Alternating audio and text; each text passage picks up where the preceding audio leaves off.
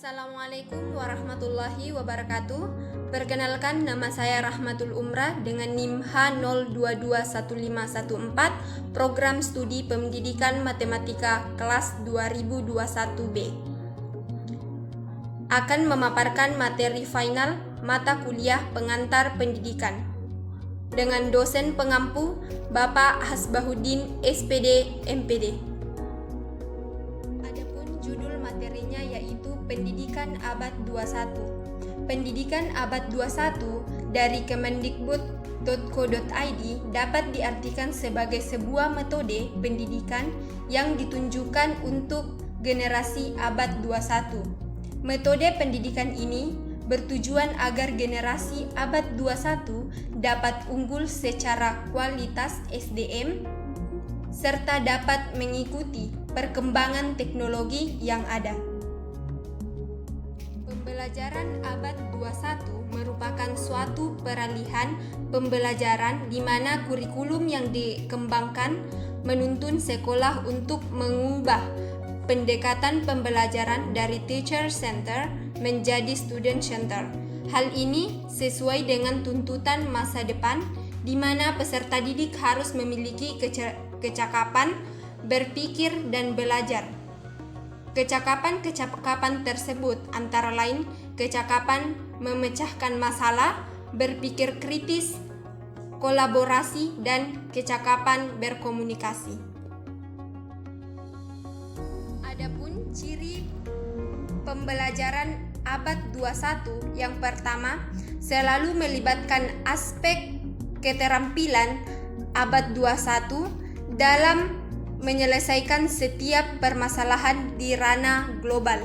Yang kedua, selalu berkolaborasi dalam belajar dan bekerja dengan beragam individu dari berbagai suku, etnis maupun agama. Yang ketiga, mengedepankan sikap saling menghormati dan dialog terbuka dengan komunitas. Penanaman nilai integritas di tengah keberagaman bangsa dan budaya sebagai bentuk keragaman masyarakat global. Yang terakhir atau yang keempat, pembelajaran harus dipusatkan pada peserta didik. Prinsip pendidikan abad 21. Yang pertama, pembelajaran berpusat pada siswa. Yang kedua, siswa mampu berkolaborasi dengan teman ataupun orang lain. Ketiga, siswa mampu berkolaborasi dengan teman ataupun orang lain. Yang keempat, sekolah terintegrasi dengan masyarakat. Dalam abad 21, setiap siswa diharapkan dapat memiliki keterampilan belajar berupa 4C atau 4C. Yang pertama, critical thinking atau problem solving atau bisa disebut berpikir kritis dan pemecahan masalah. Berpikir kritis merupakan suatu proses yang terarah dan jelas yang digunakan dalam kegiatan mental seperti memecahkan masalah, mengambil keputusan, membujuk, menganalisis asumsi, dan melakukan penelitian ilmiah. Berpikir kritis adalah kemampuan untuk berpendapat dengan cara yang terorganisasi. Berpikir kritis merupakan kemampuan untuk mengevaluasi secara sistematis bobot pendapat pribadi dan pendapat orang lain. Berpikir kritis secara esensial adalah proses aktif di mana seseorang memikirkan berbagai hal secara mendalam, mengajukan pertanyaan untuk diri sendiri, menemukan informasi yang relevan untuk diri sendiri daripada menerima berbagai hal dari orang lain. Dalam konsep ini, peserta didik belajar memecahkan masalah yang ada dan mampu menjelaskan, menganalisis, dan menciptakan solusi bagi individu maupun masyarakat.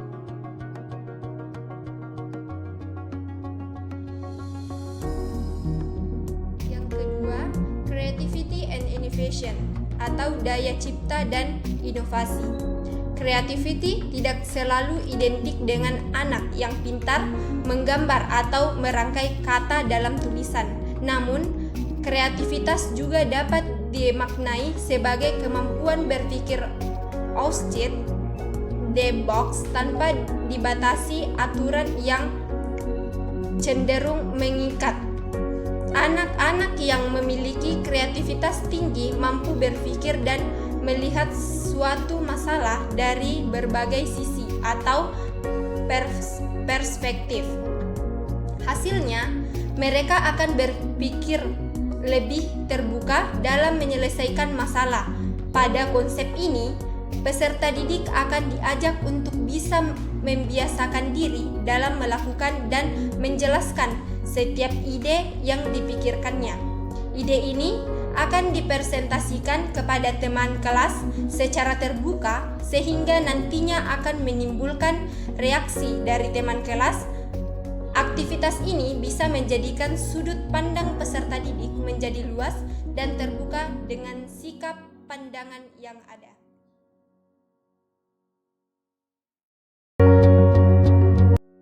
Yang ketiga yaitu collaboration atau kerjasama. Collaboration adalah aktif bekerja sama dengan seseorang atau beberapa orang dalam suatu kelompok untuk mencapai tujuan yang ditetapkan bersama. Aktivitas ini penting diterapkan dalam proses pembelajaran agar anak mampu dan siap untuk bekerja sama dengan siapa saja dalam kehidupannya mendatang. Saat berkolaborasi bersama orang lain, anak akan terlatih untuk mengembangkan solusi terbaik yang bisa diterima oleh semua orang dalam kelompoknya. Konsep kerjasama akan mengajak peserta didik untuk belajar membuat kelompok menyesuaikan dan kepemimpinan. Tujuan kerjasama ini agar peserta didik mampu bekerja lebih efektif dengan orang lain, meningkatkan empati, dan bersedia menerima pendapat yang berbeda. Manfaat lain dari kerjasama ini untuk melatih peserta didik agar bisa bertanggung jawab, mudah beradaptasi dengan lingkungan, dan bisa menentukan target yang tinggi untuk kelompok dan individu. Yang keempat, communication atau komunikasi. Communication dimaknai sebagai kemampuan anak dalam menyampaikan ide dan pikirannya secara cepat, jelas, dan efektif. Keterampilan ini terdiri dari sejumlah sub-skill seperti kemampuan berbahasa yang tepat sasaran, kemampuan memahami konteks, serta kemampuan membaca pendengaran atau audiens untuk memastikan pesannya tersampaikan. Dalam hal ini, peserta didik diminta untuk bisa menguasai, mengatur, dan membangun komunikasi yang baik dan benar, baik secara tulisan ataupun lisan, bahkan multimedia. Peserta didik diberi waktu untuk mengelola hal tersebut dan menggunakan kemampuan komunikasi untuk berhubungan seperti menyampaikan gagasan, berdiskusi sehingga memecahkan masalah yang ada.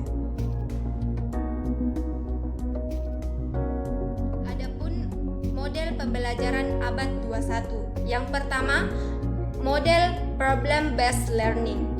Pada model pembelajaran ini, peserta didik dituntut untuk aktif dalam proses pemecahan masalah yang dilakukan secara ilmiah. Masalah yang diangkat haruslah masalah yang dekat dengan kehidupan peserta didik di abad 21 ini. Yang kedua, model project based learning.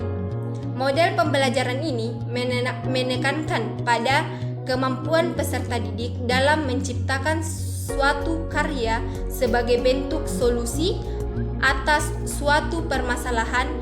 Pembelajaran dilakukan secara kolaboratif sehingga setiap peserta didik akan memahami tujuan pembelajaran. Kesimpulannya, pembelajaran di abad 21 ini memiliki perbedaan dengan pembelajaran di masa yang lalu.